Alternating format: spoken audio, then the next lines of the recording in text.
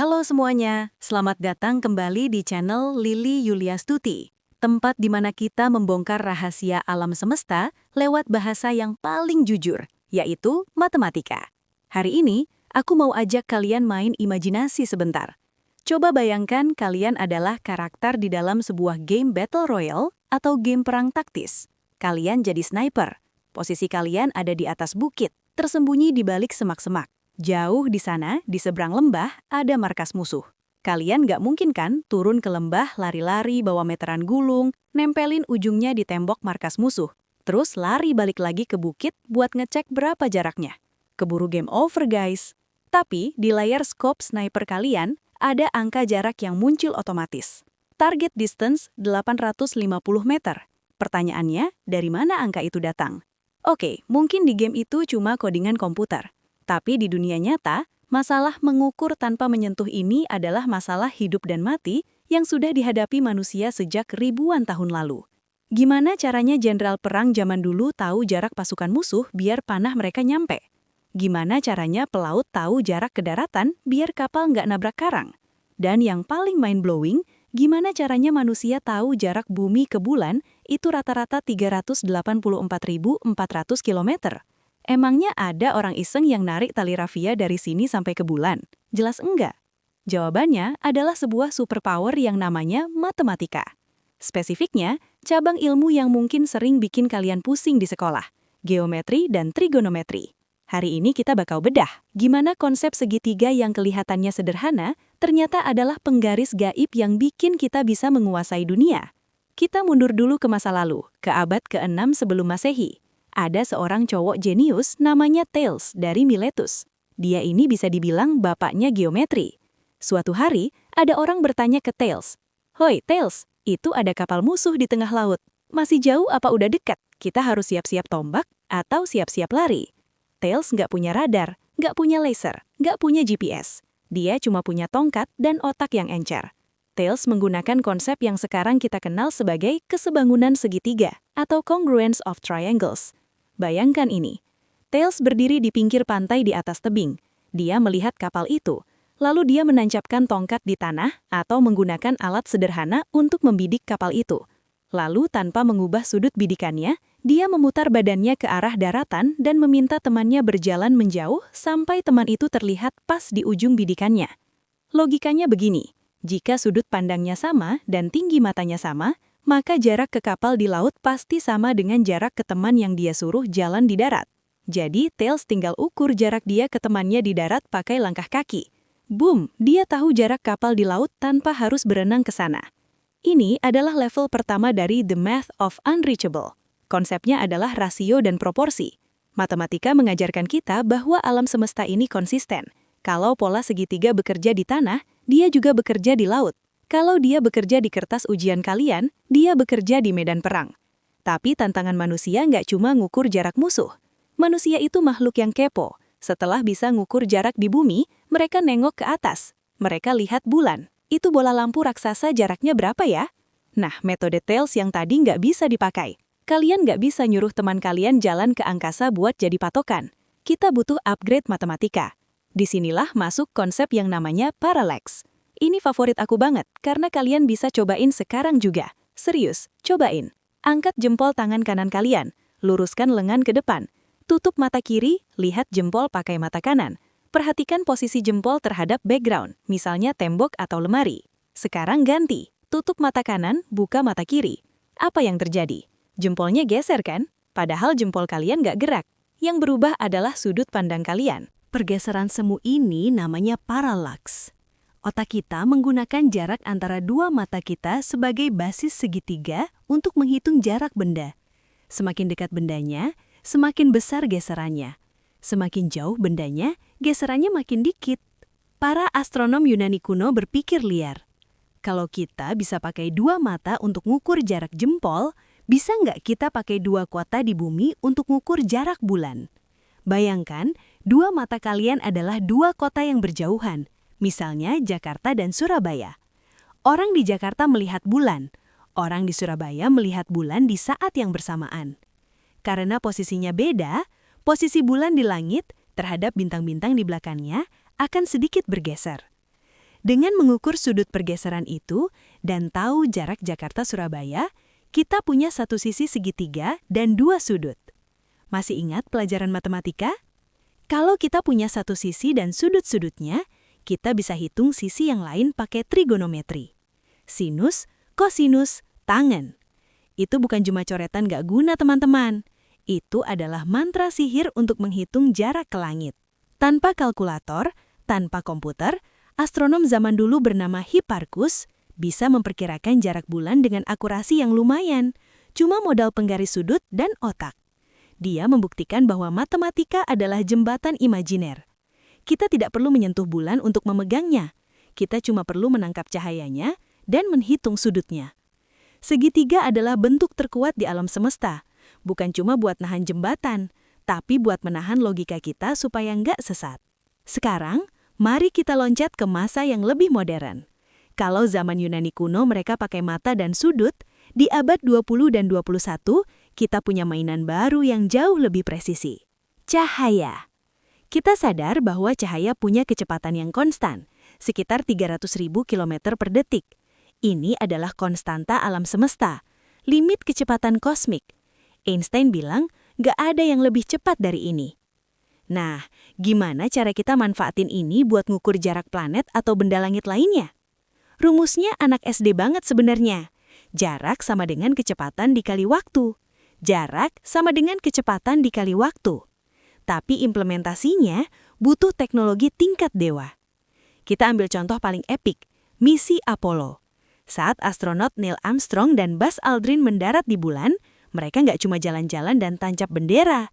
Mereka meninggalkan sebuah alat yang sangat penting. Namanya Lunar Laser Ranging Retroreflector. Namanya ribet, tapi bentuknya kayak panel yang isinya cermin-cermin prisma kecil. Cermin ini spesial, karena kalau disenterin dari arah mana aja, dia bakal mantulin cahaya balik ke sumber asalnya. Jadi inilah yang dilakukan ilmuwan di bumi sampai hari ini. Dari observatorium di bumi seperti di New Mexico atau Prancis, ilmuwan menembakkan laser super kuat ke arah koordinat panel cermin yang ditinggalkan di bulan itu. Laser itu menempuh perjalanan melewati atmosfer bumi, ruang hampa sampai ke bulan, kena cermin itu, dan memantul balik. Kita catat waktu berangkatnya, kita catat waktu pulangnya. Misal total waktu bolak-balik adalah 2,5 detik. Berarti waktu sekali jalan adalah 1,25 detik. Kita kalikan 1,25 detik dengan kecepatan cahaya 300.000 km per detik. Ketemu deh jaraknya. Berkat matematika sederhana S sama dengan V dikali T dan teknologi laser ini, kita tahu bahwa bulan itu pelan-pelan menjauh dari bumi sekitar 3,8 cm setiap tahun. Bayangkan, kita bisa ngukur pergeseran 3 cm dalam jarak ratusan ribu kilometer. Itu gila banget. Ini juga prinsip yang sama yang dipakai di teknologi LiDAR, atau Light Detection and Ranging, yang ada di mobil otonomos atau self-driving cars, atau bahkan di iPhone Pro kalian. Alat itu nembakin ribuan titik laser tak kasat mata, ngitung waktu pantulannya, dan dalam sekejap, prosesor HP kalian membangun peta 3D dari ruangan kamar kalian. Itu semua adalah penerapan geometri dan fisika kecepatan cahaya. Tapi Lili, gimana dengan yang lebih jauh lagi? Matahari? Planet lain? Kalau ke matahari, kita nggak mungkin pasang cermin kan? Leleh dong. Nah, di sini matematika berevolusi lagi. Kita menggunakan hukum Kepler dan radar. Johannes Kepler, matematikawan abad ke-17, menemukan pola gerakan planet. Dia merumuskan bahwa kuadrat periode orbit planet berbanding lurus dengan pangkat 3 jarak rata-ratanya ke matahari. P kuadrat proporsional dengan A pangkat 3. Dengan mengamati berapa lama waktu yang dibutuhkan planet untuk mengelilingi matahari, kita bisa tahu rasio jaraknya. Tapi itu baru rasio, perbandingan. Kita butuh satu angka pasti dalam kilometer untuk membuka kunci seluruh tata surya. Caranya, kita ping planet terdekat, kayak Venus atau Mars, pakai gelombang radar, gelombang radio. Sama kayak laser tadi, kita tembak radar ke Venus, tunggu pantulannya, hitung jaraknya. Begitu kita tahu jarak bumi Venus secara presisi, kita bisa masukin angka itu ke rumus perbandingannya Kepler tadi. Dan voila, tiba-tiba kita tahu jarak bumi ke matahari, Jupiter ke matahari, bahkan sampai Pluto. Satu pengukuran radar dikombinasikan dengan rumus aljabar Kepler, membuka peta seluruh tata surya. Kalian lihat polanya? Matematika selalu bekerja dengan cara mencari pijakan. Kita cari satu hal yang kita tahu pasti, jarak dua kota, kecepatan cahaya, waktu orbit. Lalu kita pakai logika matematika untuk melompat ke tempat yang nggak bisa kita jangkau. Lalu, level terakhir, bos levelnya, bintang, galaksi lain, ujung alam semesta. Nggak ada radar yang cukup kuat buat mantul ke sana. Laser pun bakal menyebar dan hilang. Paralaks cuma bisa buat bintang yang relatif dekat. Kalau bintangnya jauh banget di ujung galaksi, geserannya terlalu kecil buat diukur. Terus ilmuwan nyerah? Tentu tidak. Matematika tidak pernah menyerah. Di sini kita berkenalan dengan konsep standard candle atau lilin standar. Bayangkan, kalian lihat lampu jalan di malam hari. Kalau lampunya terang banget, kalian tahu itu dekat. Kalau lampunya redup, itu jauh. Tapi gimana kalau aslinya emang lampunya yang wattnya kecil? Kita bisa salah tebak. Kita butuh lampu yang kita tahu pasti seberapa terangnya dia aslinya. Luminositas intrinsik. Di alam semesta, ada bintang spesial yang namanya Cepheid variable. Bintang ini kedap-kedip dengan irama yang sangat teratur. Seorang astronom wanita jenius bernama Henrietta Swan Leavitt menemukan hubungan matematis yang cantik. Semakin lambat dia kedap-kedip, semakin terang aslinya bintang itu. Ini adalah holy grail-nya astronomi. Cuma dengan ngitung stopwatch berapa hari sekali bintang itu kedip, kita tahu seberapa terang dia seharusnya. Terus, kita bandingkan dengan seberapa terang yang kita lihat di langit. Perbedaan antara terang asli dan terang yang terlihat itu dimasukkan ke dalam rumus inverse square law, atau hukum kuadrat terbalik. Rumus ini bilang, intensitas cahaya berkurang seiring kuadrat jarak.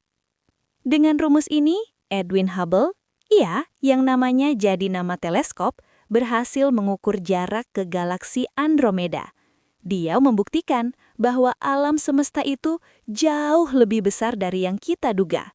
Dan lebih gila lagi, dengan mengukur pergeseran warna cahaya atau redshift menggunakan efek Doppler, konsep matematika yang sama yang bikin suara sirine ambulans berubah pas lewat, kita tahu alam semesta sedang mengembang. Teman-teman, coba resapi ini. Kita, manusia, spesies yang tingginya rata-rata cuma 1,7 meter, yang hidup di planet kecil di pinggiran galaksi biasa, bisa mengukur jarak ke galaksi yang jaraknya miliaran tahun cahaya. Kita bisa tahu kapan alam semesta lahir. Kita bisa memetakan lubang hitam. Semua itu bukan karena kita punya pesawat yang bisa terbang ke sana, tapi karena kita punya matematika. Matematika adalah indera keenam manusia. Mata kita terbatas, telinga kita terbatas, tangan kita pendek. Tapi persamaan matematika, rumus-rumus trigonometri, kalkulus, aljabar, itu tidak terbatas. Mereka bisa menembus dinding waktu, menembus ruang hampa, dan mengambil kebenaran dari tempat yang paling gelap sekalipun. Tanpa konsep-konsep ini, tanpa Thales yang mainan tongkat, tanpa Hipparchus yang mainan sudut, tanpa Einstein yang mainan cahaya, peradaban kita akan buta. Kita tidak akan punya GPS yang butuh akurasi jarak tingkat tinggi. Kita tidak akan punya satelit komunikasi. Kita tidak akan punya internet yang stabil. Kita mungkin masih akan mengira bahwa badai di laut adalah amarah dewa, bukan fenomena atmosfer yang bisa diukur dan diprediksi. Jadi, lain kali kalau kalian lihat soal trigonometri di buku sekolah yang isinya sin, cos, tan, dan segitiga-segitiga aneh, jangan cuma lihat itu sebagai angka yang bikin pusing. Lihat itu sebagai kode cheat alam semesta. Itu adalah warisan dari ribuan tahun pemikiran manusia yang mencoba menjawab satu pertanyaan. Seberapa jauh kita bisa melangkah? Dan jawabannya berkat matematika adalah tak terhingga. Matematika mengubah tidak mungkin menjadi terukur. Dan ketika sesuatu sudah terukur, dia bukan lagi misteri yang menakutkan, tapi tantangan yang bisa diselesaikan. Itulah kenapa matematika itu seksi, futuristik, dan sangat manusiawi. Terima kasih sudah nonton sampai habis. Kalau kalian merasa otak kalian baru saja dipijat oleh logika, jangan lupa like dan subscribe. Tulis di kolom komentar, fenomena modern apa lagi yang kalian penasaran matematikanya gimana sih? Siapa tahu kita bahas di episode selanjutnya.